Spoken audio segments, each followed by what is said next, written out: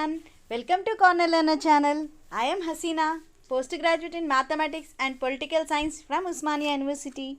Today onwards, we are starting new series, that is Indian Polity from Laxmikant book.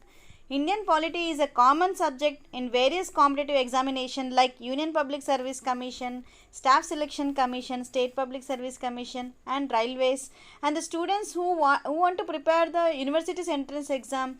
So it is a common syllabus for everyone. So my main motto is that it should be beneficial to all the students in all the areas who want to prepare for the civils and all the competitive examinations after 10th inter degree.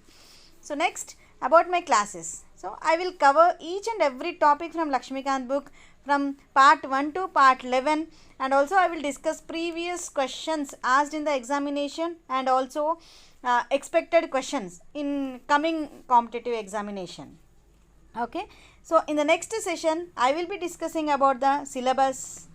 If you have any doubts, any suggestions, please do comment. Thank you. Jai Hind.